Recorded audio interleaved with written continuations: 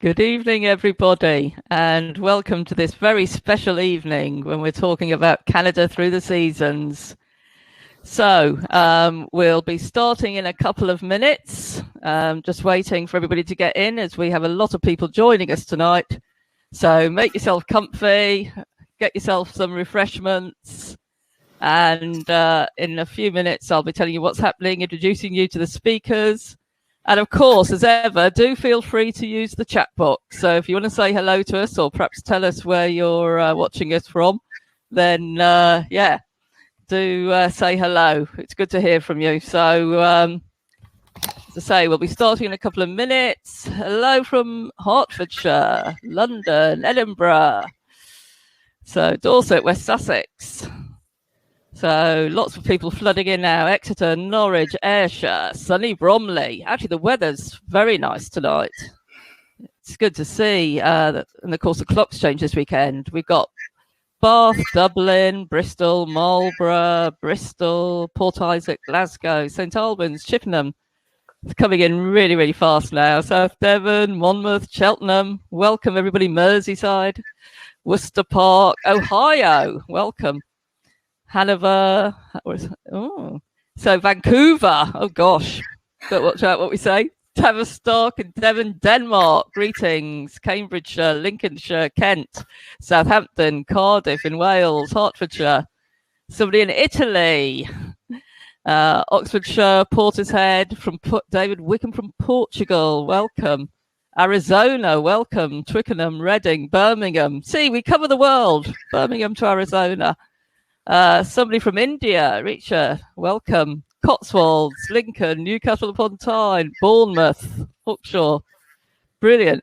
Well, welcome everybody. And as I say, we'll kick off any moment now. We're just making sure we've got everybody joining us because some people get frustrated if we've started before they're ready. So, welcome, as I say, to this great evening in which we're going to be looking at Canada through the seasons. And it's brought to you tonight by our friends at Audley Travel and, of course, Destination Canada. I'm Lynn Hughes. I'm the founding editor of Wanderlust. And I know this evening is going to be good because we've got some terrific speakers. And, of course, we know that you all love Canada. And we did several surveys last year about where people want to travel once lockdown lifts, and Canada was right up there all the time in everybody's top three. So we just can't get enough of it, I think we're all dreaming of it, and I'm sure tonight it's going to make that itch even worse. So first of all, before I introduce you to the speakers, let's do a very quick poll. As I say, tonight's going to be about Canada through the seasons. But which season, when we can travel again, would you most like to visit it in? So would you go autumn, winter, or spring, summer? Or is it a case you don't care? Every season appeals. Well, every season appeals is in the lead, followed by spring, summer, autumn, winter. Okay, that's great. That gives us just a bit of a feel, which is always really useful for the speakers. Now, to introduce our terrific speakers tonight, as I say, we've got some great ones here. So we're going to be kicking off with Phoebe Smith.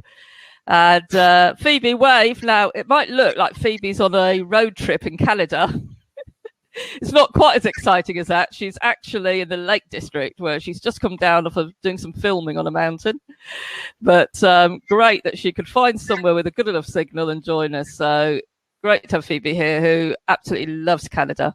So Phoebe's an award-winning travel writer, photographer, presenter, and broadcaster, and she specializes in adventure, solo travel, wildlife, and conservation. And she hosts the monthly Wonder Woman podcast. She's a former editor of Wanderlust, of course, and regularly writes for all the national newspapers and is a correspondent for BBC Radio 4's From Her Own Correspondent. She's also an author of 10 books. She's a sleep storyteller in residence for Calm. I mean, Phoebe just always blows us away with everything she does. Talk about an overachiever. So after Phoebe talks, we'll then be hearing from Lucy Butler and Jamie Armstrong from Audley Travel. And Lucy's love of travel was started at university, where she studied American and Canadian literature, history, and culture.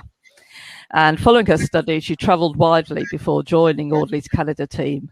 And her first extensive trip with Audley was spent traversing Canada from west to east. I think that makes us all want to actually get a job with Audley. You see, I mean, that was your first trip with them. Good grief. Jealous. And we'll also be hearing from Jamie Armstrong. So Jamie, having lived overseas for more than half her life, Jamie developed a love of travel, wildlife and photography from a very young age. She fell in love with Canada during a family trip and has since explored the country from coast to coast. And wanting to share her knowledge of Canada, she joined Audley, and her most recent trip saw her hiking glaciers and photographing grizzly bears. So that sounds incredible. So once we've heard from everybody, we will go to a Q&A with all three on travel throughout the seasons, be able to answer your questions. But during the evening, do anyway post your questions in the chat function. I'll be keeping an eye on it and making a note of them to ask our speakers at the end. But also there'll be some members of the Audley team in there who will answer some of the questions as we go along anyway. And so, first of all, let's just get ourselves in the mood with a video from Audley.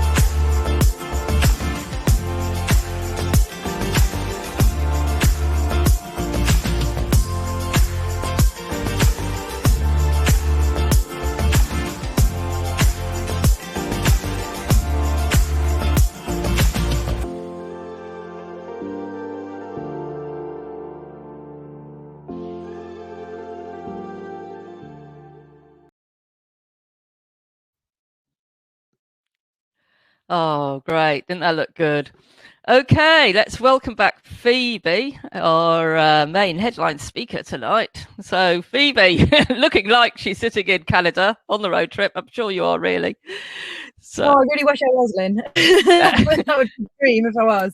No, I'm outside the Lake District after doing some filming. So yeah, it's the next best thing at the moment, I think. But yeah, you can't get to Canada itself. Oh, yeah, okay. Yeah. And stuff. Well, terrific to have you here tonight. Looking forward to this. So we'll kick off your presentation. Thank you very much, Lynn. Great to be here, and thank you all very much for joining us tonight. It's great to see so many people have tuned in and are desperate to go to Canada, as I am, as I think we all are. I was very fortunate enough that I lived in Toronto for a year, and it's actually where I got started within journalism. I worked on a newspaper within the city centre and sort of then explored a lot of Canada from there. And of course, because I lived there for an entire year, it meant that I got to experience all the seasons. And I kind of worked out, it's very difficult. People always ask me which season I preferred, and I think they all have their merits. And so that's why I was so pleased to be asked to come and talk about the different seasons within Canada, because it really does, you feel every single season through all your senses. And so I'll kick off a little bit with about my experience within Toronto and the things that I found you could do throughout the seasons. And then I'm going to take you through sort of a virtual journey to other memorable seasonal adventures I had in other parts of the massive country that is Canada. So as I said, I was based in Toronto, and of course in spring there you get to see, they've got so many parklands. They have about 20,000 acres of public parkland within the city itself, which is brilliant for hiking and seeing landscapes and hearing wildlife, and seeing it if you're lucky. One of my particular favourites, which is quite nearby, is called Scarborough Bluffs, which looks a lot like the White Cliffs of Dover. It looks like it could be a chalk series of cliffs next to Lake Ontario, but it's actually made of deposits of sand.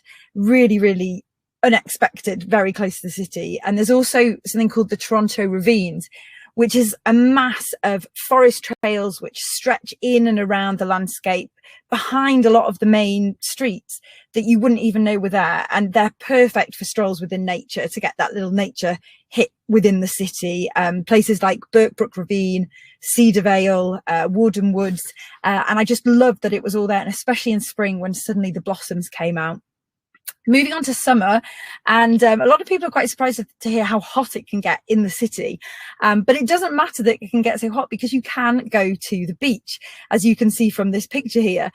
So there's Bluffers Park Beach, Cube Army Beach, Sunnyside Beach, and this is the kind of thing you can expect. It's obviously not the sea, it's Lake Ontario, but you get beautiful views of the city, and you just feel like you're miles away from the city at the same time. So a perfect place to cool off when it all gets a little bit too much, if you happen to go to the summer for a summer adventure. Moving on to fall, so autumn, obviously the wonderful colours of fall. A lot of people think of New England, but actually for me, Canada is one of the best places for leaf peeping. And not far from Toronto, there was Algonquin Park, which has a huge expanse of foliage that you can see from different lakes and viewpoints. They have the Lookout hikes and Tennille Ridge, beautiful trails. And less than an hour away as well is somewhere called Spencer Gorge Conservation Area.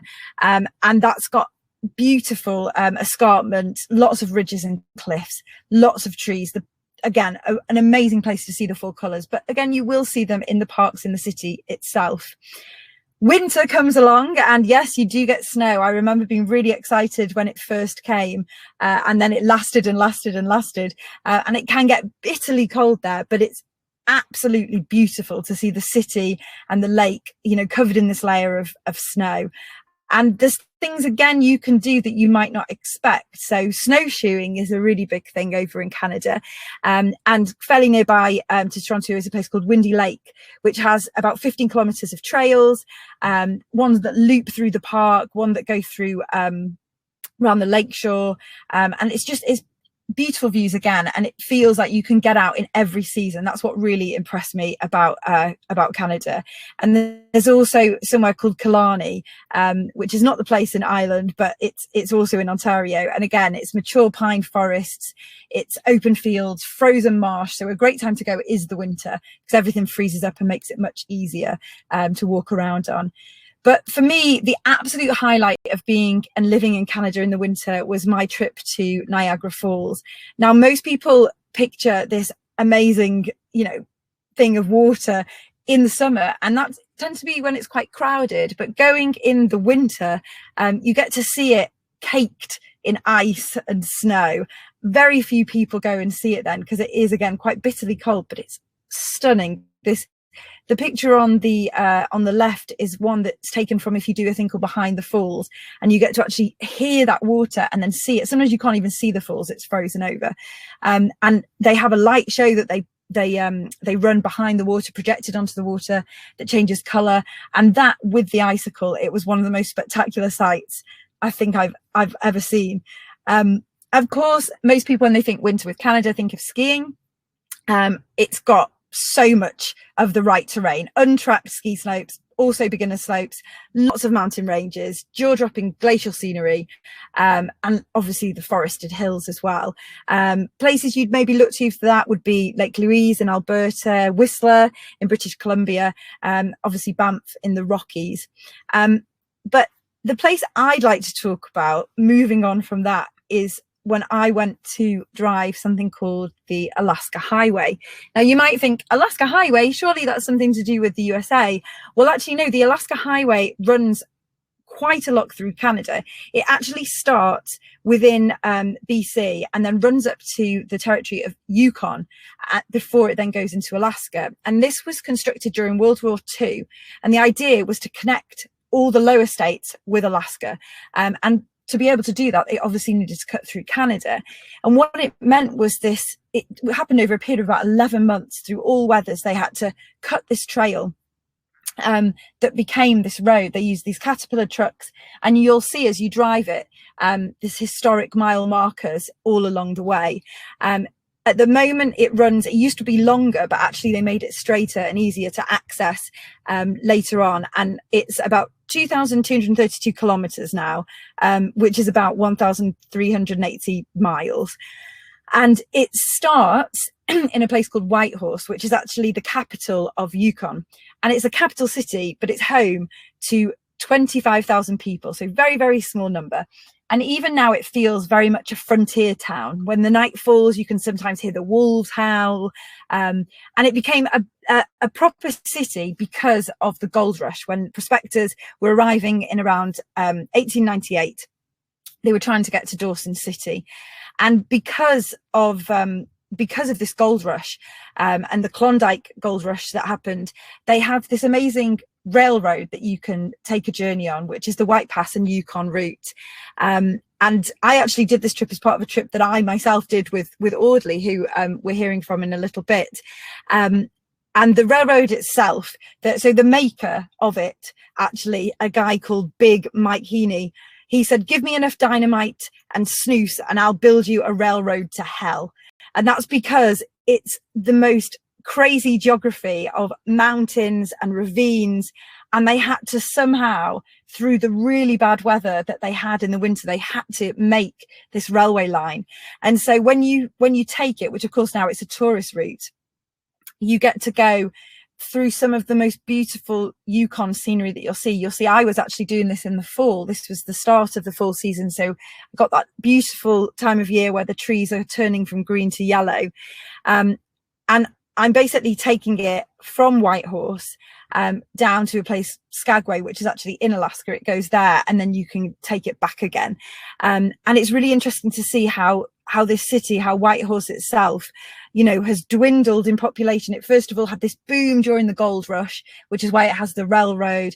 And then it has a second boom, which came in 1942, which of course is when the Alaska Highway came through, which swelled the population.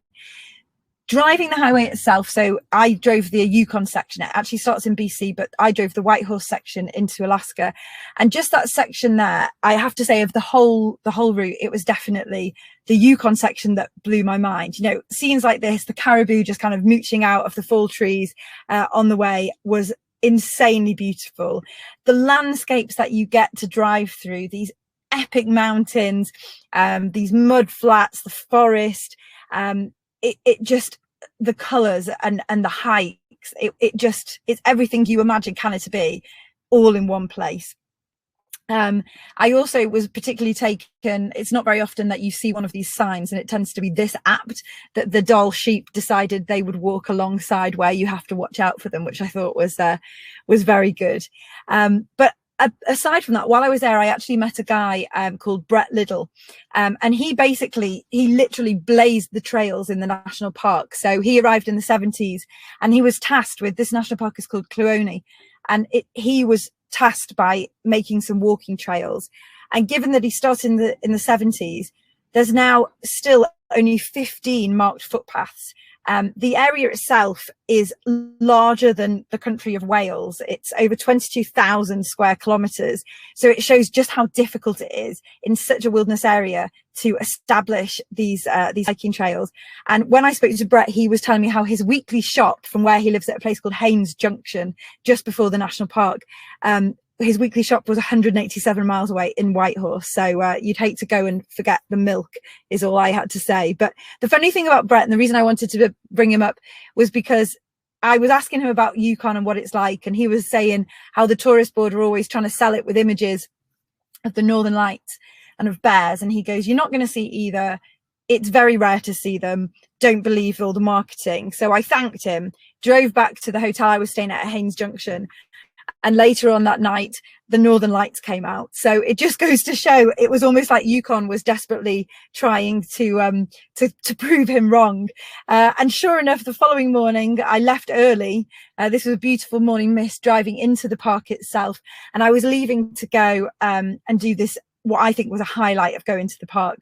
But on the way, again, just to prove Brett wrong, I saw a bear stumbling out from the forest. So I couldn't help but feel Yukon was really trying to show him up there. Bless him, he was a lovely, lovely guy. So yes, this was my highlight. It was going on a ski plane, so not a seaplane, but a ski plane, one that actually has retractable skis that come out and cover the wheels, so it's able to land on snow. And the idea was to fly up, and you fly over the glaciers, which may account for so much of this national park. And Tom, who was the pilot, skillfully managed to land it purely by fluke. The weather looked like it was closing in, but he managed to get it down in front of Mount Logan, which is Canada's highest peak. So that's at the foot of Mount Logan. It's 5,959 meters. And so there we were, stood on what is the largest non-polar ice field in the world. And beneath our feet was 700 meters of ice, which had enough water in it to fill every single lake and river in Canada and all of North America. The highest mountains were just ringed around where we were, with the exception of Mount McKinley. So absolute highlight. If you go to Yukon, you have to go to Clearview National Park and do the ski plane experience. But for me, also driving through, like I said, like you've seen in the pictures, it was those fall colours. And there are other amazing places for leaf peeping. Like I said, don't believe the hype. It's not all about New England. Canada is the place, because you can do that and many other things. So I went to Calgary to see it. And as luck would have it, I arrived in September, prime fall time, and actually got snow covering all the falls. So it just goes to show you never know what's going to happen. But there's other places, of course, you can try. For instance, the Rocky Mountains and in Alberta as well, Algonquin Park that I mentioned in Ontario, the Laurentian Mountains in Quebec, the Cabot Trail in Nova Scotia, or you could go via rail, so the train network, and actually see Ontario, Quebec and Nova Scotia from your window, not doing any driving at all, and enjoy the fall colours that way. But then another place that's very good for them is Prince Edward Islands on the Maritimes. So this is the coastal area nearest to the UK. And because of the warm waters from the Gulf of St. Lawrence, it makes PEI, as it's known, have quite a moderate climate. And what that means is that they have the longest fall period in the whole of the northeast of America. So if you want to go and see fall colours, you can. But the great thing about going to PEI is it's not just that. You have these beautiful red sand beaches with an area called Red Sand Shore. You can go kayaking in places like North Rustico and Cavendish. You can go cycling. They have something called the Confederation Trail. It's very, very flat, very, very easy, even for people who don't think they're hardcore bikers. You can go like this one on a cruiser bike and just have a really beautiful ride and see some lovely scenery. I saw lots of red squirrels when I was there, which really sort of made my week that I was there. And then, of course, for some of you, it might be that you want to go and visit the home of one Anne of Green Gables. So this, of course, is a creation of the author L.M. Montgomery. And you can go and see Green Gables. There's actors there playing them, which perhaps is a little bit cheesy for some people, but for me it was that you could actually go and see the Lake of the Shining Waters. You could see Lover's Lane. You could go and walk through the Haunted Woods. So it really felt like going to visit, the pages of a book in real life. But I'm talking about the Maritimes because they are an area I've been to quite a bit and really do enjoy visiting. So they're also really good hiking places, and it's a great time to go in the fall or in the summer. This is Nova Scotia. This is called the Skyline Trail. Beautiful place in Cape Breton. There's also Fundy, which is in a place, one of the provinces, which is called New Brunswick, and they have something called the Fundy Trail. And of course, the Bay of Fundy you may have heard of because it has the highest tides in the world. So most sea tides go between, as they come in and out, it's maybe a meter difference. In Fundy, it's 16 meters. So that just shows how different it is and how epic the whole area is. And that's what shaped the beautiful and very distinct coastline. When I went to New Brunswick a couple of years ago, I actually was on the tail of a different kind of beast, and these of course were the whales. So they have the northern right whale are endangered there, but they also have humpbacks, they're basking sharks, and I went there to go and sort of track down this story because there's some really interesting people in this place, and two of them I just want to highlight is Mackie, who runs the oldest whale watching company on Campobello Island, and Moira Brown, who is a woman who managed to actually she's a small woman in stature, but what she did was really massive. She managed to move the shipping lane that went along the coast of the maritime places to stop striking the right whales, the northern right whales, to try and protect this very endangered species.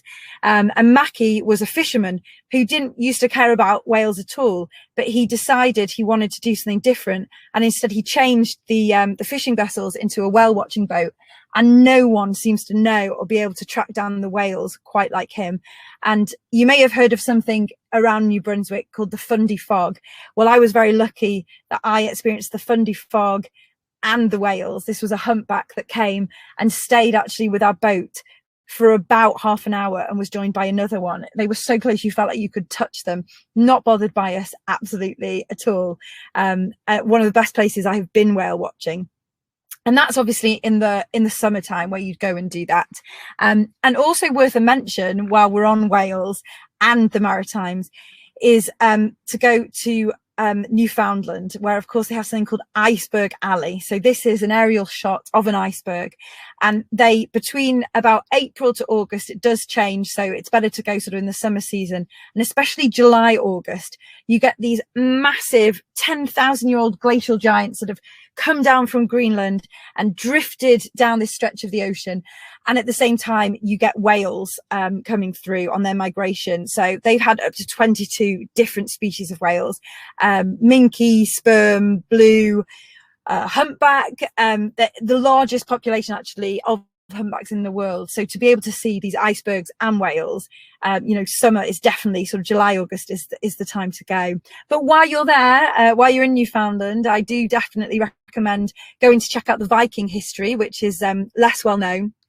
There's a place sort of on the northernmost tip on the Great Northern Peninsula called Liance aux Meadows, and it's kind of the archaeological evidence here has been shown that there was a Norse presence that came from Greenland, and you can go and see the sites where they believe these Viking villages were, and also sit around and go to a nighttime storytelling circle where they light a fire in one of these houses. Everyone has a drink and hears different stories from the Viking era and how they sort of landed over in Canada. Of course, while you're also there, you cannot resist getting screeched in, which is a very Newfoundland tradition. And apparently you become an order of the Screechers, and you are able to say you are an honorary Newfoundlander or Newfie. And it's called screech because they give you this very rough rum to drink. You have to kiss a fish, you have to sing a song, and you have to have a quick shot of this screech, and it's rough. And they said it used to be the American Navy who came in and would try it. They would actually screech. This rum was so rough. So of course I had to become an honorary Newfie when I was there, and had a really great time. And again, summer's fantastic there. Finally, in summer, somewhere that I would say would be Quebec. It's a really good place to try out any of your French that you might know. No matter how badly it was, I found everyone was very, very forgiving. And from Quebec City, which I absolutely loved, they have, of course, the Route de la Baleines, which is the whale route. And I went along to Bay St. Catherine, and along the way, I saw amazing bird life. I went whale watching out into the Gulf of St. Lawrence, the Bay of St. Lawrence, sorry, and this is where I saw 2 blue whales, first time I'd seen blue whales, tons of humpbacks breaching, and also beluga. And there's so many of them in these waters that you actually can stand on the shore and watch them as well. And I remember everyone got excited at the very start of this trip because we saw dolphins, but the captain, he was very French, and he said, "No, I will not stop for something small. If we have to wait and see something big," and we did. We saw the biggest mammal in the world, the blue whale. So very fond memories of the whale watching there. And then also they have falls as well. So in Montmorency Falls Park, which is actually just a few minutes from Quebec City itself. They have these waterfalls, and they have panoramic trails that you can take, and these are actually higher than Niagara Falls. Obviously they're narrower, but they are higher. And again, in the summer, a beautiful place to cool off. Quebec City itself has that wonderful French feel to it, where you can sit out, have a coffee, watch the world go by, but then they have all these other things on the doorstep. So I think moving on maybe to another season here, because we've seen the highlights of going to places in winter, we've seen the highlights of going to places in perhaps the spring and the summer and the fall. So fall proper, I would say, BC and Vancouver. Vancouver itself is an amazing city, and I think it's one of those places every time I go I think I would like to live here, but sadly could never afford to. But it really is beautiful. I mean, just look at that, a downtown surrounded by that much water and mountains, and it's also the kicking off point for many an adventure to go and watch wildlife. In particular, wildlife, of course, is bears. My last trip when I got to go there was to go to a place called the Cootsie-Matine Grizzly Sanctuary. So this is an area that's so heavily protected that only a few ships are given permits to go every single year. And I went to go and watch these grizzly, and this is the scenery that you go, and you can only go in by boat, there's no other way, and you actually watch them from ribs. It's completely governed by the tides. And suddenly you just see something in the water, you're not sure what it is, and then you realize it is in fact one of these wonderful grizzly bears. And to be able to be quite close to them and be able to get these kind of images myself just felt like a real privilege. And of course there's eagles as well, bald eagles flying around, and they all come right down to the shore edge, which is why being on the ribs and the boats is so good, to eat this sedge. This is how they're fattening up.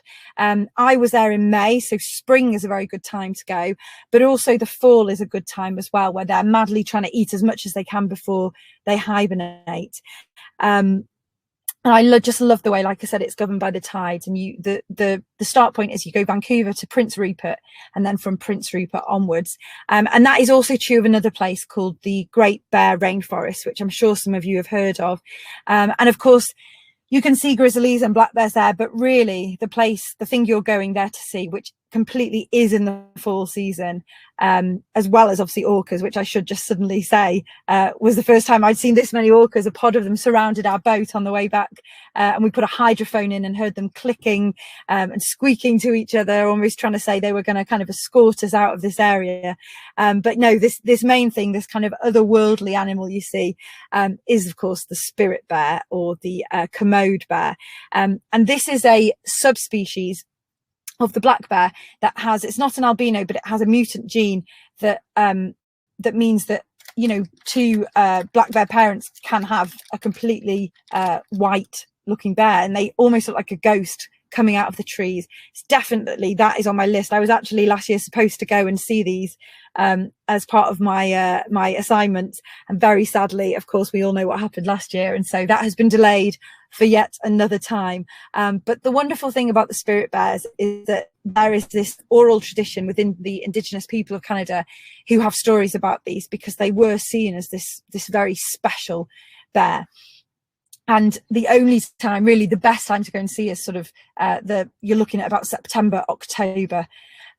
So I really hope on that kind of whirlwind tour you've enjoyed seeing that Canada really is a place for all the seasons, from sort of frozen Niagara Falls to leaf peeping in the fall time, in the autumn time, to seeing whales and icebergs in the summer, and seeing the cherry blossoms and the wildlife and the bird life come out in the spring. It really is a place for all seasons. So no matter what season that you think you might go there, or where in fact you do go, there's definitely so much to see, and so many stories that you'll come back with, so much uniqueness, and so much that you'll want to share and go back again to see it in another season, which I definitely have. So I hope you've enjoyed that. Oh, Phoebe, that was So that was so inspiring. I mean, oh dear, I've been frantically writing down Yukon on the wish list, and then it was like must go back to Newfoundland, because I agree with you on that. I mean, I think the maritime area is incredible, and I love Newfoundland. I love as well some of the random facts that have been coming up in the chat box. Like somebody said that did we know that the first ever branch of the WI, the Women's Institute, presumably, was formed in Newfoundland. Amazing. So, I know. I just love random facts like that. And then, I didn't know about the Viking storytelling though. So that looked amazing. And the leaf peeping looked incredible as well. I mean, there was so much in there. I mean, what would you say was your favourite season? Can you pick one?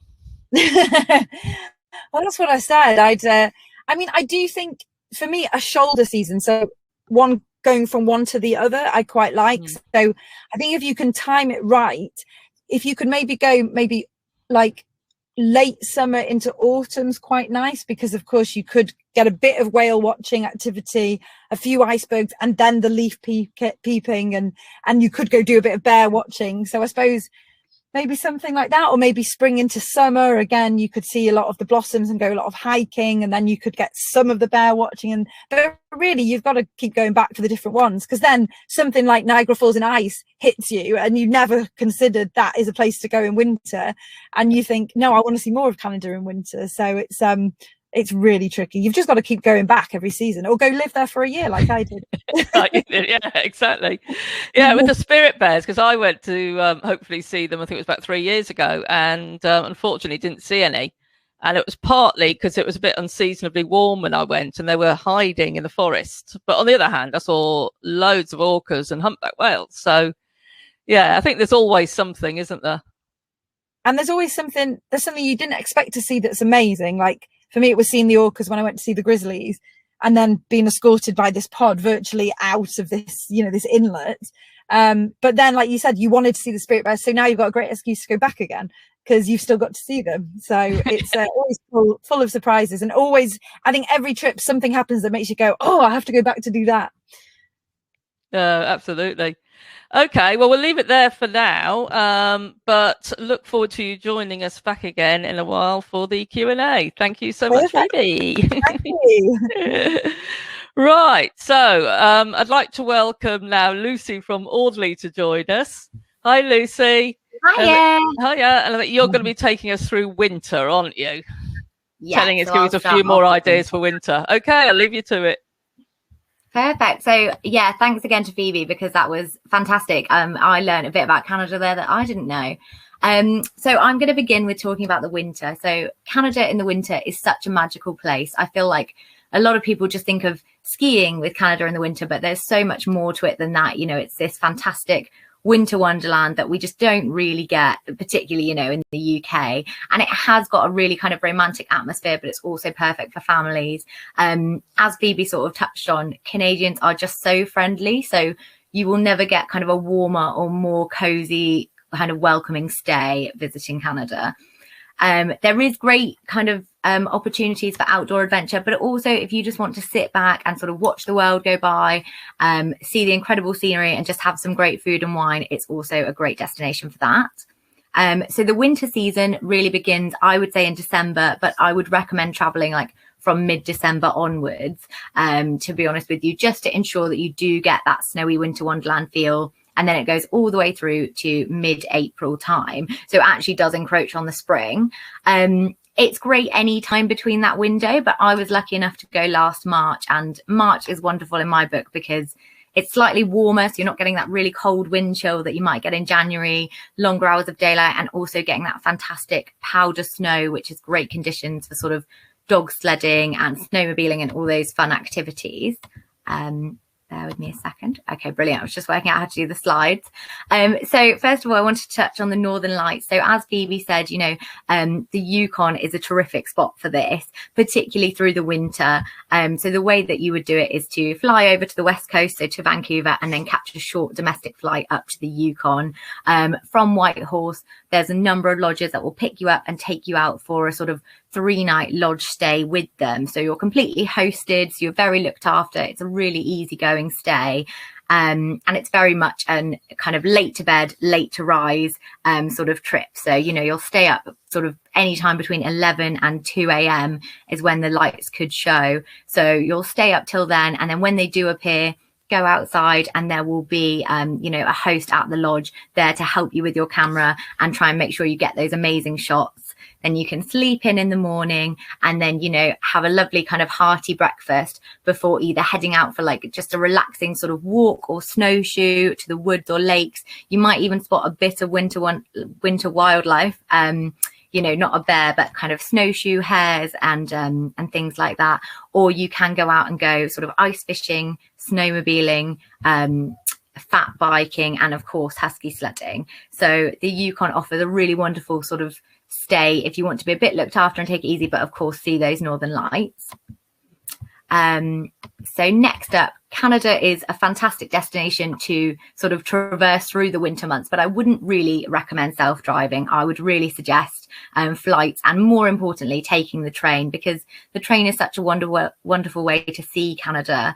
The Via Rail train goes all the way from Vancouver to Toronto, which I think is 4 nights. For me, you know, I would say if you're really into trains, take it all the way across and just relax and enjoy the scenery.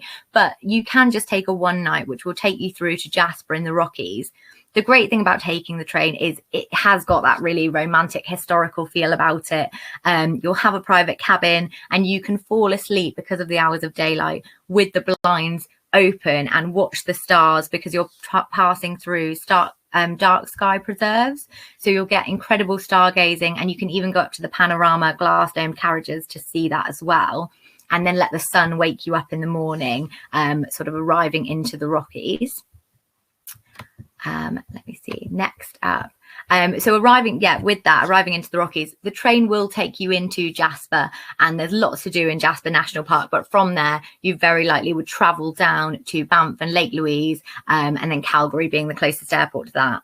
Lake Louise is, you know, very famous for the summer, that famous sort of blue hue that it has. But in the winter, it's such a magical place to visit. You can either stay there, or you can stay in Banff Village and do a day trip out. You can go ice skating on the lake, and from January onward sort of thing, they have a ice festival. So there'll be a huge ice palace built, and they have ice sculptures. You can take a horse-drawn sleigh ride around the lake, or if you want to just relax, have a nice afternoon tea or a lunch in the famous Fairmont overlooking the lake.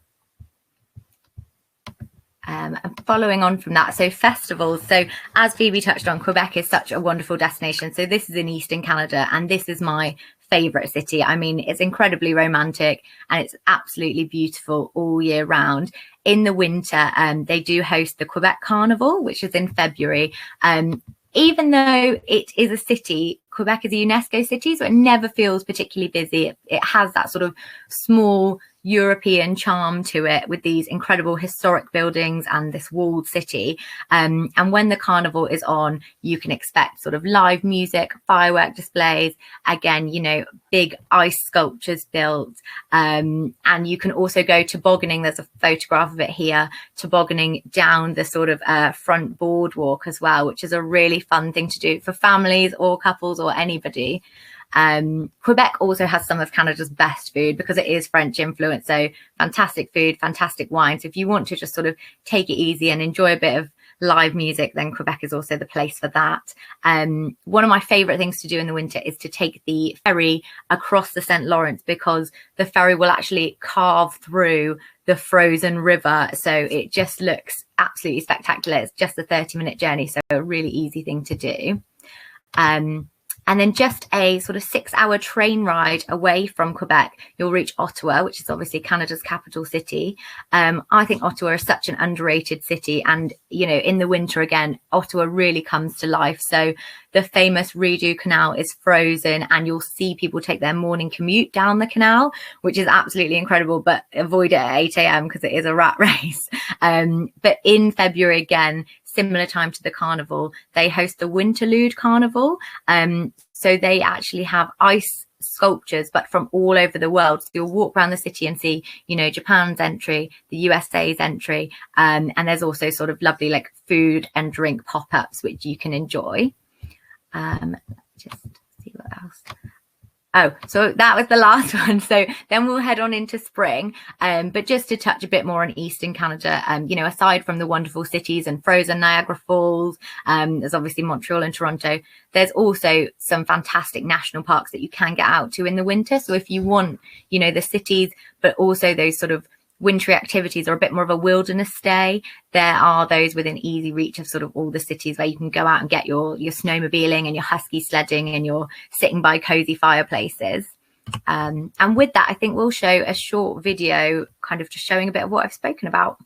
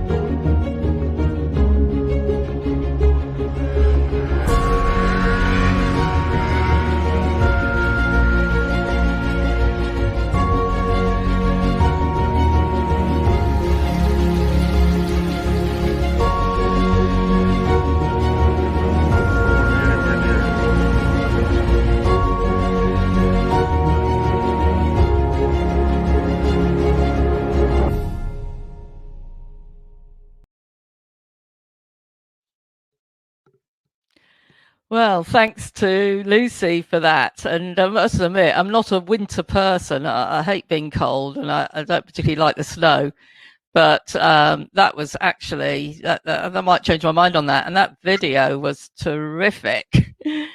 And no, really, really good. So we're moving on to spring next. So welcome back, Jamie, who is going to give us a bit of a look at places to go in spring. Take us away, Jamie. Thanks so much.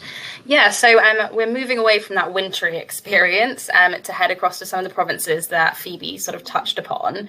And these are the ideal springtime destinations, and they are the Maritimes in Newfoundland. So they are very remote, particularly Newfoundland, but that's because, you know, they do actually offer quite a lot of reward when you actually go to these areas. So they're not so much on the tourist radar, which makes them a great destination. And actually Newfoundland is a really short flight away. So it feels like a remote destination, but is a sort of short haul vibe. So I would definitely recommend going there for spring so that you can incorporate icebergs into your sort of experience. So as you can see, if you go in the sort of mid-May to June period, you're going to be seeing massive sort of icebergs, particularly as you travel through the famous sort of iceberg alley, which spans from the top northern peninsula of St. Anthony down to sort of Trinity Bay. You can go in summer as well. There'll just be a little bit less of that kind of impactful size. So I would definitely recommend going in that time. And Newfoundland also offers quite a lot of Scandinavian style scenery. So if you want to go somewhere that might be a little bit more affordable than sort of Scandinavia, then Canada is actually a really good option. So you can take these amazing fjord cruises along this area called Western Brook Pond. And again, this ties in with quite a lot of the kind of outdoor and hiking pursuits. So there's amazing sort of hikes up Gracemorn Mountain. You can take boat trips to see sort of the wildlife along these fjords as well, because you can often see black bears sort of climbing along the kind of edges of the fjords. So that's definitely something I would suggest doing. And we have these lovely properties that are right on the edge of the fjords as well. So quite good for that rest and relaxation as well as those active stays. And as Phoebe mentioned, up in St. Anthony, there is a whole Viking kind of history. So if you are more of that history and cultural side of things, then the longer drive up to St. Anthony is definitely worth it. But if you do want to focus on the kind of central part of Newfoundland, that would be more than enough to kind of keep you going, because there is quite a lot to see and do. One of the areas that I love is Trinity Bay, partly because you have these amazing local experiences, which I think can be a bit more impactful and lasting. So one of the experiences is to go out on a boat trip with a born and bred local, a guy called Bruce, and he will take you out across the water teach you all about the kind of fishing communities that Newfoundland kind of was based upon. And if anyone has seen the musical Come From Away, it's very much accurate. The people of Newfoundland take friendliness to a new level. Bruce will bring you into his home and give you sort of snacks and tea and chat about local life in Newfoundland. So definitely one that I always include into every trip. Yeah, from there, you can actually incorporate quite a lot of wildlife. In the springtime, it's not as ideal for sort of whales, but you can actually see puffins. So really good and quite easy to get to from the capital of St. John's. So not a very far drive. And again, self-drive is probably the best route in terms of Newfoundland because everything is so remote. But you will reap the rewards after those long drives when you see sort of wildlife like this. And then that takes us to slightly less remote sort of scenery of Nova Scotia. So this is the Cabot Trail that Phoebe mentioned, a stunning sort of scenic drive just up from sort of Halifax. And again, great for wildlife. Moose are what you're going to primarily see here, but you can also see lynx. So if you are wildlife buffs, it's not just the West that kind of offers you amazing wildlife experiences. And Nova Scotia sort of wouldn't be complete without the iconic Peggy's Cove. This is a very famous and very photographed lighthouse. If you are going to this area, I would suggest going at sort of earlier in the morning or sort of late afternoon to kind of avoid those crowds. But the sunsets there are definitely worth battling through some of the crowds if you do head there in kind of peak season. That's why spring, again, kind of takes away from that. And if you are very much interested in exploring sort of dark sky preserves, if you're into stargazing, then Chow Point Lodge is one of my favorite properties. It's not that far from Halifax itself. So while it is a super remote destination, it's actually within very much spitting distance of a city. So here you can do loads of hiking, cooking lessons and all sorts. So it is a really nice rest and relaxation combined with activity, which Canada tends to do quite well because you will be out and about for most of the day. And so it is nice to come back to a really nice lodge in the evening. And then some of the other areas in the Maritimes that we would always recommend would be Prince Edward Island and New Brunswick. So you can actually combine all three of the destinations quite easily in a road trip. But yes, they all have their unique personalities.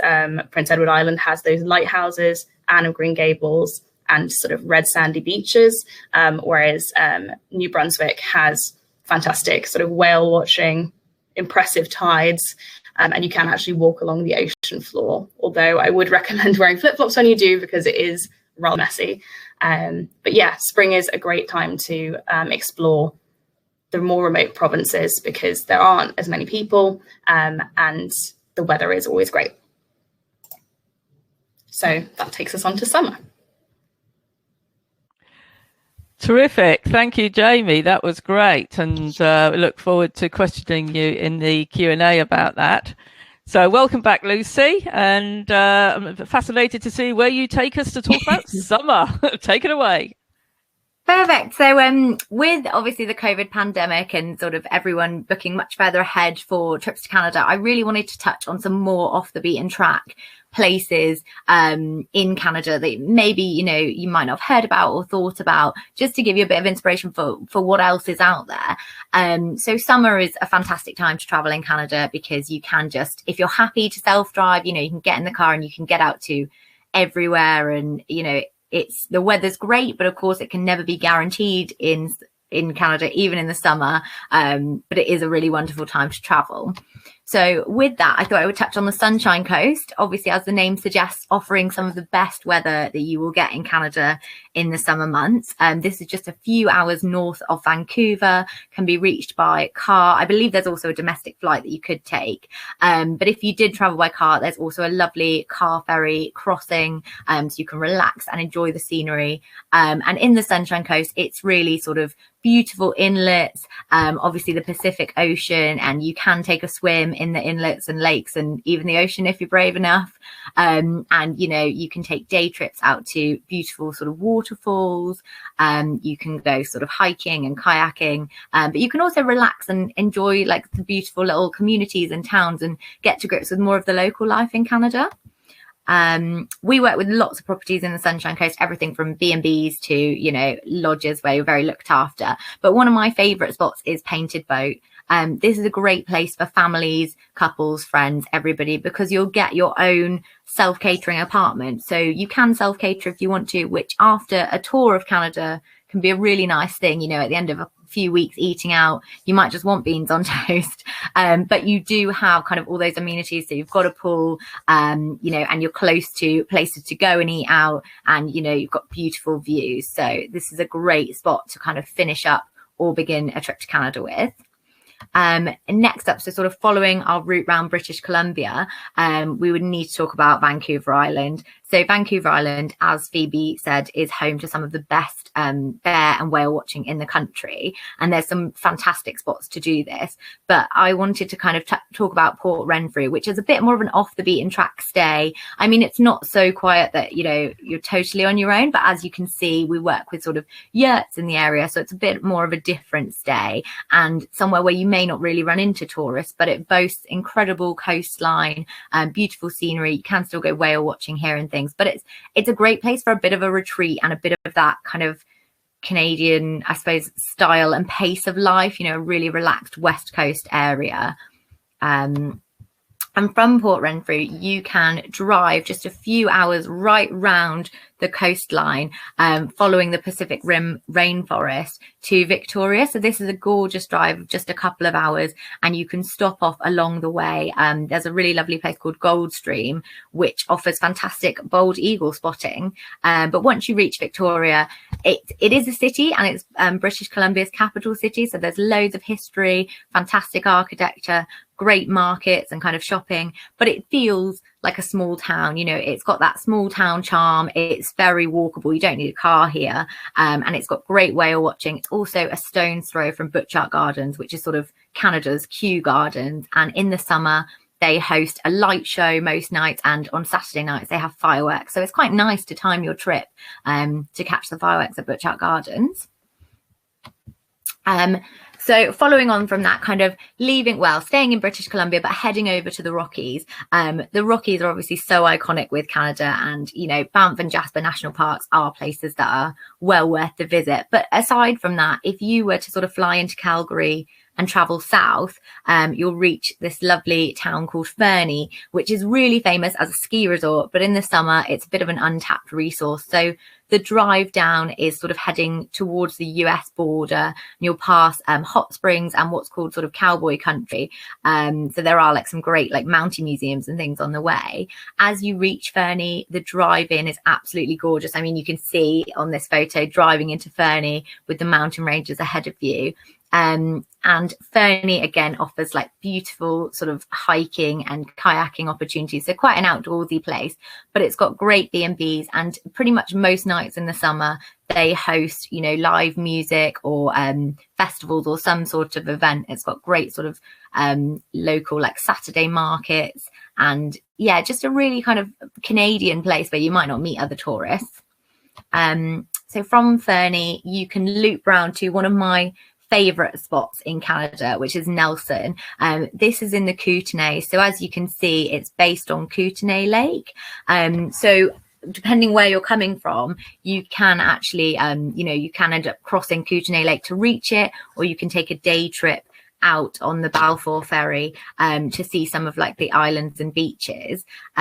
Nelson is a bit of a like hippie community, so lots of Vietnam War kind of draft dodgers actually settled there and sort of made it what it is today. So it's got loads of like local fantastic restaurants, some of the best restaurants I've eaten at in Canada, a great market, and it's all independent, so you won't find a chain there. They've also kept the historic downtown centre, so it's really like beautiful and charming. But although you're staying in a town, or maybe it's even a city, around you, you know, you've got the lake to go out and explore, and do various water sports on if you want. You've got beautiful driving routes to take. There's a famous motorcycle route to Caslow, which is a tiny little community that holds a jazz festival in the summer. And just outside of it, you've got Wymer, which is home to Logden Lodge, which I stayed at a couple of years ago. This is fantastic because it's got that archetypal sort of Canadian retreat feel. You know, you've got your own little log cabin with your wood burner and your barbecue and your fire pit outside and your walks into the woods, but you've got your host on site and you can self-cater, but then you're so close to a town if you do want a night out, or if you do want a bit of civilization. But if you want that sort of feeling of being in the wilderness, then yeah, this is a really great spot to go to. So following that, I'm going to give you back to Jamie to talk about autumn. Thanks, Lucy. That was great. Just very quickly before we hand over to Jamie, because looking at the time, we do always bill that this event will be for 75 minutes. So we'll be going on till about 15:15 tonight. But obviously, if anybody does have to leave early, just to reassure you that we will be sending out a follow-up email.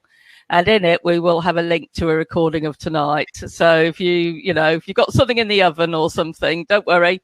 You can watch a recording afterwards and see the Q&A then. Okay. But anyway, yeah, thank you so much, Lucy. And we'll see you back for the Q&A in a couple of minutes. So over to Jamie. Perfect. Thanks so much. So we're going to go east again. So taking you all around the country again for autumn. The east is arguably sort of the best for the kind of fall colours.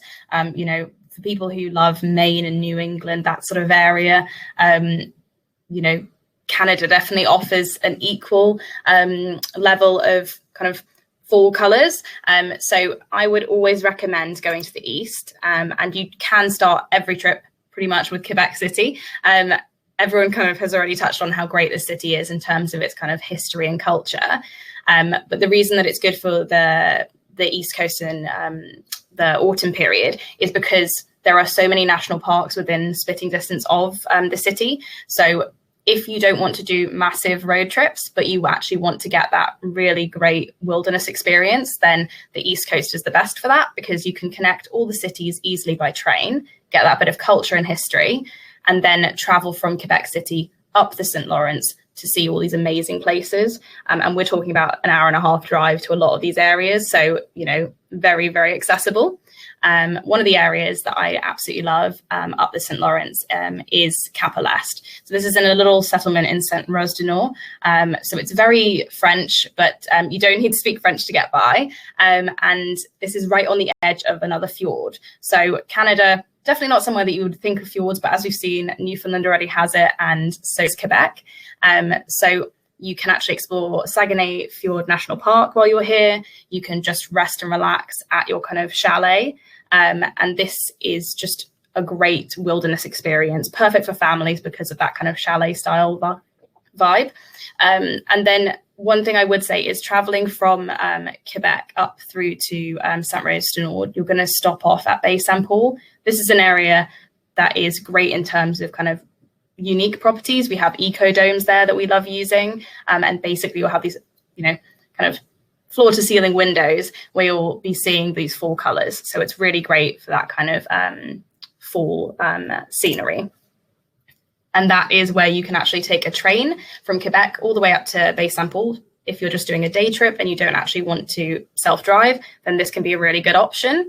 But as you can see, just really amazing colours. On the West Coast, you can get that fall foliage, but it's not going to be as extreme. So yeah, this is a great destination for that. From Bay-Saint-Paul, this is one of the areas that you can go to, another national park.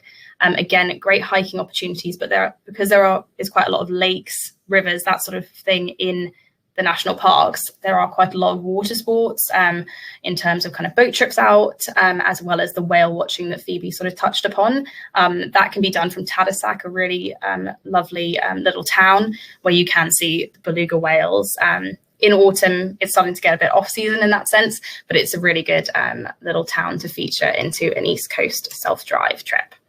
And a bit more well-known would be Algonquin Provincial Park, which is an offshoot from sort of Toronto. So again, you can get that combination of city and wilderness, a 2-center trip quite easily in Canada. So Algonquin is great for wolves, moose, that kind of wildlife aspect. But we do have a stunning lodge called Killarney, which has their log cabins, but you have your own kind of canoe, so that you can actually explore the park in a unique way by kind of canoeing along all of the lakes that are there. And if we travel back to the West Coast, we're going to focus on the wildlife. And in the autumn period, this is just the peak for seeing bears and seeing bears catching salmon out of the river. If you want to have that iconic image that you've probably seen in many travel magazines, then the West Coast is just unrivaled for that.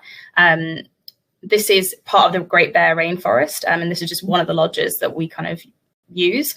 And Farewell Harbour is absolutely stunning. It combines that kind of waterfront location with amazing bear watching. So you will see bears, you will see whales, you will see all sorts while you're there. So every day is quite different and it's completely tailored to you. So it's the perfect time and place to kind of go for anyone who's really interested in seeing wildlife.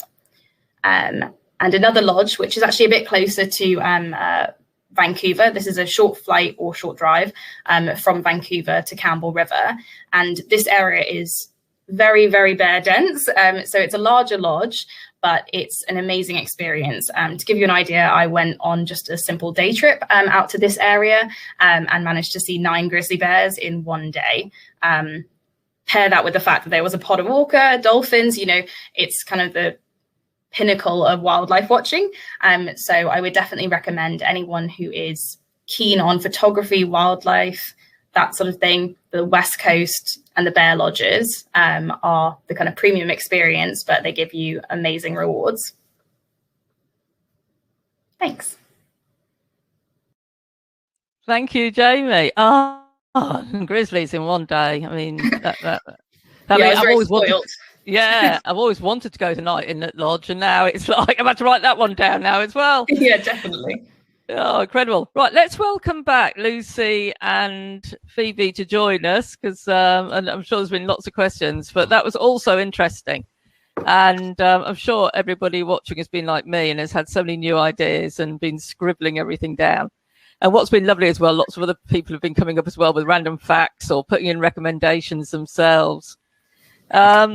So Phoebe, one person asked, has the Alaska Highway been surfaced? Because they were there in the 1970s and it wasn't. Yeah, it absolutely has. So while I was there, I actually interviewed an old guy who'd been one of the first people to drive it. And he was telling me about that, how he went through 3 tires to drive it back in the day, back in the 70s. And he said, but it was part of it. It was this amazing adventure of this unpaved road. But no, now it's completely paved. And that's one of the reasons it's got shorter, is because that the route was just done fast because it was the World War, and they were just trying to connect these states really quickly. So they just did it in a kind of random higgledy-piggledy way. It's much straighter now. It's much easier. But there's still in the bushes, watch as you drive along, there's still discarded machinery near the historic mile markers, because of course they weren't allowed, because they were military vehicles, they couldn't actually move them anyway, so they just kind of chopped them up and they left them in situ. So yeah, really you get a sense of the 70s thing, but it's much easier to drive. Anyone could do it now. Yeah, so you've still got the frontier feel, but at least you can do it. Yeah, exactly. Yeah, terrific. Lucy, talking about winter, somebody was asking about, is there cross-country skiing? Yeah, there's loads. So anywhere you can ski, you can cross-country ski, but also pretty much anywhere that you can husky sled or snowmobile, you can cross-country ski kind of through the woodlands and past frozen lakes and things. So that's something that you can do, just outside of cities like Montreal, or up in the Yukon to see the Northern Lights. Jamie, I don't know if you'd be able to answer this, but what about black flies? Seeing as you were talking about summer and forest and all of that, Phoebe may have a tip as well. Yeah, so I mean, black flies, we tend to sort of know when the seasonality is and what areas to go to. So I mean, we wouldn't really recommend sort of Algonquin and those kind of areas for those peak seasons of June into sort of mid-July. So we definitely don't advertise that, but it is just a case of avoiding those areas. You can obviously have these huge like bug masks and lots of bug spray, but it's mostly around sort of stagnant pools of water and that sort of thing. So if you're on the coast or in the mountains, like on the west coast, you won't suffer from that. It's more so on the east coast, like in Quebec and Ontario in those kind of June periods. So outside of that, you're safe. Okay. Phoebe, have you got anything to add to that? I'd say that in Canada, they do these really nifty outfits where it's like a vest or a t-shirt with bug-like sleeves, and the same with shorts. So you can actually still hike if you're really determined, and you're going there for a different reason. Like the set of shorts which I still have with these like bug nets around the rest of your legs, so you stay cool, but you just don't have to worry about being bitten. I mean, you look crazy, but Oh dear. And talking about gear, Lucy, going back to winter again, what happens? What sort of gear do you need traveling in winter? And can you hire it? If you're going to be doing the husky sledging and all of that sort of stuff, can you hire it when you're there, or do the lodges have it? Yeah, definitely. So I have never skied I have skied, but I don't have any skiing gear. So whenever I've gone to Canada, people just laugh at me with the kind of like jeans and a leather jacket. It's not going to cut it. So I would say, if you've got your own thermals and things like that, it's worth investing in that. But definitely all the lodges and excursions you'll do will have it either like included with your stay, or you can rent it. So we can definitely help with that. But if you were doing, if you were going to cities too, I would say it's worth investing in like warm clothing. Maybe like a cheapy ski jacket, even if you're not going to ski. But for the really sort of, really winter cold gear like you need for polar bears and up in the Yukon, it's all like included or rentable. Okay, great.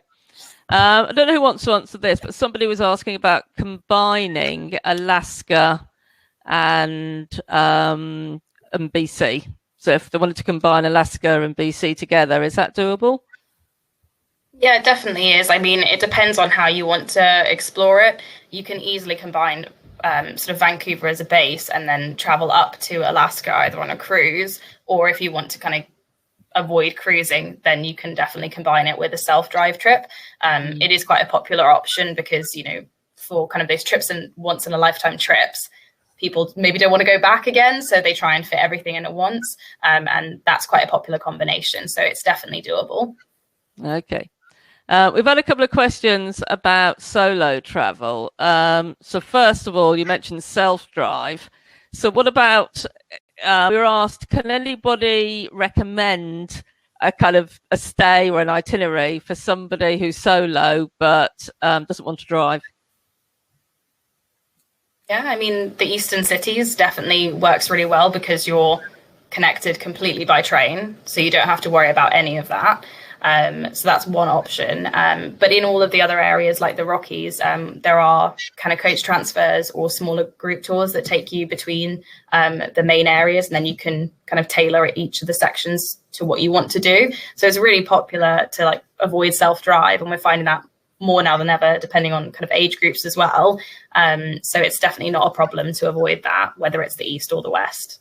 Right. Phoebe, I was going to say, yeah. I was just going to add that obviously I've done a lot of trips self-drive by myself, and I think Canada is probably one of the safest places in the world to be a solo woman self-driver. I've never once felt uneasy or afraid, and whether in cities or remote places, everyone's just so kind, and everything's just well signposted. And so I would say, of course, yeah, there is a joy in not driving, and definitely the Via Rail's an amazing network, and maybe a boat, and sometimes that you could meet people doing it the other way. But I wouldn't, unless it's that you're just nervous of the driving itself, I really don't think you should be worried just because you're on your own of doing a self-drive. I think it's one of the most fun things, and no one complains about the tunes you play when you're on your own. True. Any trips canoeing down the Yukon, camping on the banks of the river? Has anybody heard about doing that? On that? I don't personally specialise in that area. Sorry. I was going to say, I don't think Audley would offer it, but yes, there's definitely outfitters who do it, and you start from Whitehorse, a lot of them, and go up the river there. And I've not done it myself. I've done a bit of canoeing up there, but obviously not the whole Yukon. But there's definitely, you can do trips that do that. And I actually had two friends who got engaged doing it. They still rate it as one of the best trips they've ever done. So if the mood takes you, there's definitely an option. But you've got to be pretty hardy and self-sufficient, I would say. Yeah, to do that. But there are, as we found out on the last Audley Canada event, of course, there's loads of canoeing opportunities. Jamie, what was the name of that lodge, for instance, you mentioned in your talk about where you get your own canoe? I fancy that. Yeah, so if you don't want the kind of rustic side of things, you want a bit of comfort, but then you also want to combine canoeing, then Killarney Lodge, it's right in Algonquin Provincial Park, and basically you have individual cabins depending on whether you're kind of on your own or with family, that sort of thing. It's perfect for everyone, really. And then you basically have your own little deck and canoes and can just go out and explore. Yeah, it does sound like if you've never canoed before, this is the place to do it. Yeah, entry level. Yeah. Very much so. Just perhaps one or two more. Where was that one I was just about to ask? Well, a couple of people have been asking about costs, prices, as once you're there. So what's the cost of living like? Anybody want to comment on that? I would say, I think Canada's a bit cheaper than the UK. But with that, there's a huge tipping culture. So realistically, it depends on where you want to eat and how you want to do it, because it's very much like big portions. You can have, go out for breakfast and then you don't really need much more until dinner, just a snack. So you can do it on a budget, or there's obviously fantastic fine dining places too. I would say a bit cheaper than the UK, but once you add on tipping, still less, but not too far off of what you'd pay in Europe for a trip. Sure. Daily costs. Okay, great. Right, we are going to wind it up in a minute. So I'm going to come to each of you and just ask you to recommend one place that you think is absolutely knockout. So think about that for a sec.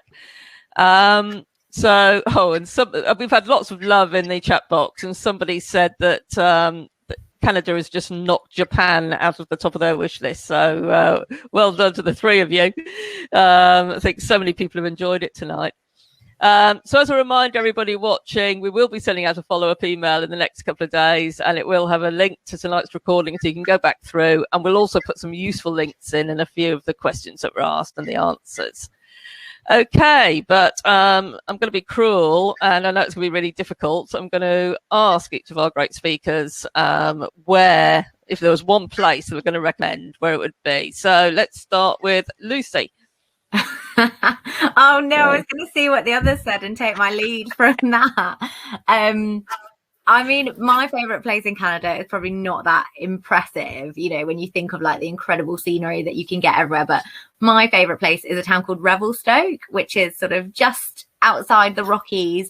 But to me, it is what Jasper was 30 years ago before it got touristy. I just absolutely love it there. It's sort of in the valley. It's got wonderful breweries and distilleries, fantastic hiking. You can take the gondola up the mountain, and it's just got that amazing Canadian charm. And everyone who goes there just they just want to live there. I mean, I asked a bartender if I could have a job there. So yeah, we're desperate to go there. Oh gosh! So if you leave Audley in a couple of years, we'll come and track you down, and where I'll be. Yeah, Revelstoke. Did you say that was called Revelstoke? Yeah. Brilliant. Okay, Jamie, what about you? Where's the one place you would recommend? So the one place that I would recommend, I think I would have to go back to the Maritimes. I have a bit of a soft spot for it. So I'd probably say Ingonish, which is a little kind of beach town. I don't think you can really call it a town. It's very small, but it's right in the heart of the Cape Breton Highlands National Park. So you'll be able to do the Cabot Trail, and you've got lovely beachfront cottages, which are amazing in the summer season, because you actually do get really warm weather in Canada, which can be a surprise. But yeah, it's just great for hiking, and I like the kind of quieter, slower pace of life that comes with that kind of area. I mean, that's a bit of a theme, really, isn't it? I think we're all lusting for that at the moment. So, what was the name of it again? Ingonish. Ingonish. Yeah. It's learning so much myself. It's really beautiful. Yeah. So I definitely recommend it. I think we're going to have to put these 3 recommendations into the follow-up email that goes out, because these are fascinating. These obviously to get these insider tips. Now, Phoebe, I'm sure it's going to be so difficult for you as well with the amount of travel you've done, but where? Come on. Do you know what? Because I feel like I've already showcased all the other places in my talk, I'm going to come out with a really left field one. So I'm going to choose Anticosti Island in Quebec. Very few Canadians have even heard of it. And it's an island that was bought out by a chocolatier, a man who made his fortune making chocolates. And he basically populated it with animals to do hunting parties. And it's the one place in the world where the deer kind of drove out the bear because they ate everything. And now you can go to it. It's that you can do walking, you can do camping, you can stay in the lodges. But you also can see the whales going through there. You can see the deer. They have rats. And no one knows about it. You can practice your French. You can eat some good food, and if you want to do something really off the beaten track as well, you can include it on the Belle de Sangmaise, which is a cargo boat which goes along the lower north shore of Quebec.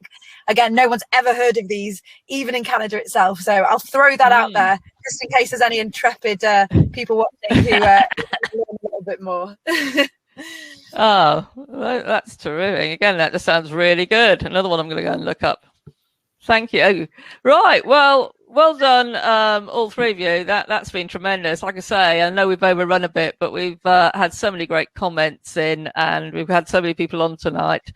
So thank you very much for what's been such an inspirational hour and 20 minutes. I think we've all really inspired now to go to Canada, whether we've been before or not. So, and lots of people saying they want to see more of it and they want to go in different seasons as well. So thank you so much. It's been great. Thanks, Lynn. Thanks. Okay. Thanks all. Good night. Thanks. Bye.